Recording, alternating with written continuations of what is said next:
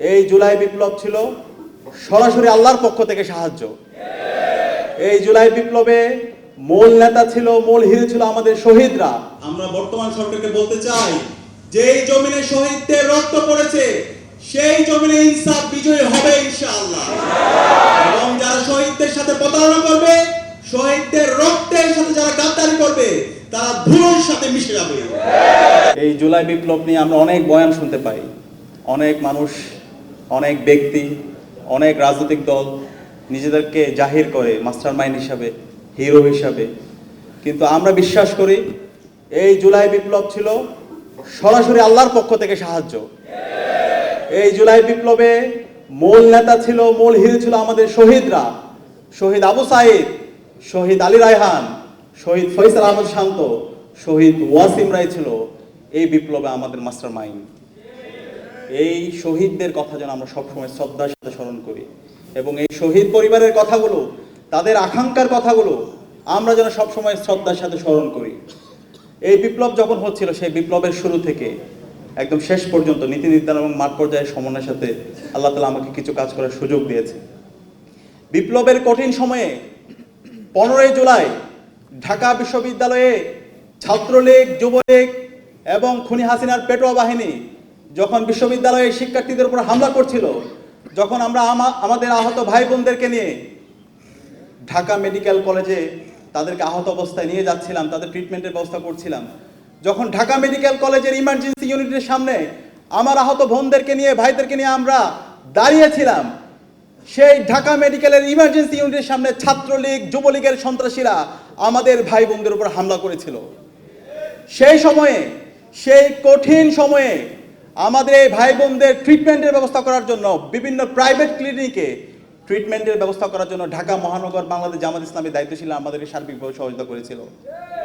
আজকের যিনি ঢাকা মহানগর দক্ষিণের আমির, জননেতা নুরুল ইসলাম বুলবুল ভাই সেদিন আমাদেরকে সহযোগিতা করেছিল।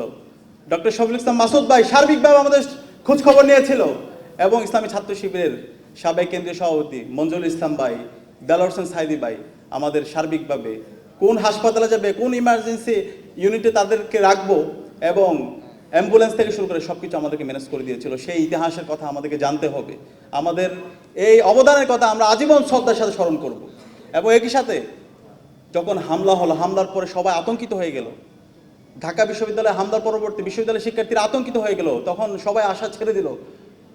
তখন আমাদেরকে আবার নতুনভাবে আশা জাগিয়েছিল ইসলামী ছাত্র শিবিরের কেন্দ্রীয় সভাপতি সেদিন বলেছিল, ফয়সাল আল্লাহর পক্ষ থেকে হয়ে গেছে, সবাই আপনারা ঢাকা বিশ্ববিদ্যালয়ে ছুটে যান, এই ঢাকা বিশ্ববিদ্যালয় থেকে আমরা প্রতিবাদ গড়ে তুলবো ইনশাআল্লাহ।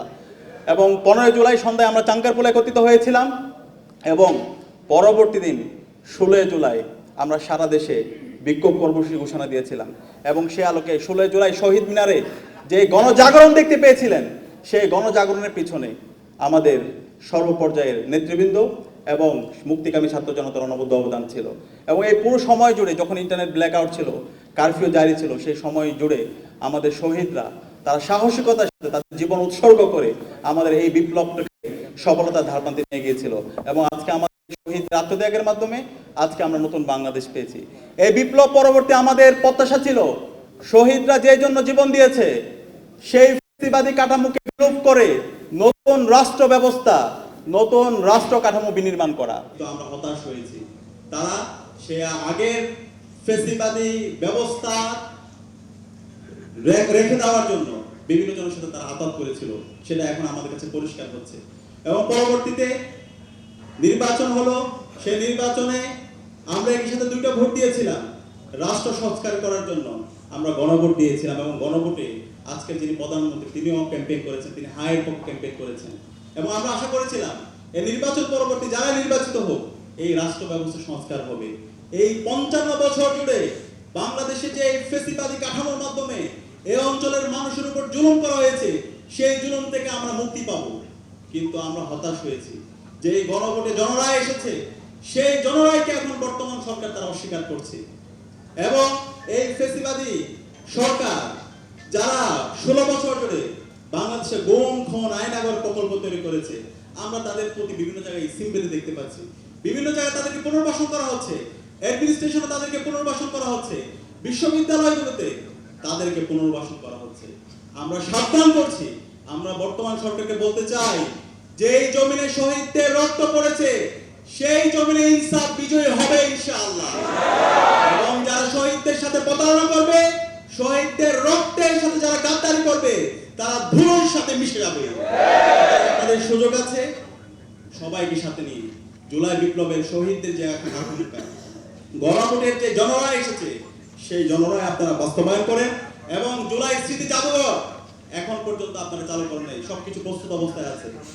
অনত বিলম্বে এই জুলাই স্মৃতি জাদুঘরকে আপনারা চালু করেন এবং আমাদের সকল শহীদদের তালিকা রাষ্ট্রের পক্ষ থেকে প্রস্তুত করে শহীদদেরকে রাষ্ট্রীয় সম্মাননা প্রদান করেন এবং আমাদের এই জুলাই সনদের জন্য বাস্তবায়ন করার জন্য সবাইকে সাথে নিয়ে একটি সুন্দর ইনসাফ ভিত্তিক বাংলাদেশ নির্মাণ করার জন্য আপনারা একসাথে কাজ করেন।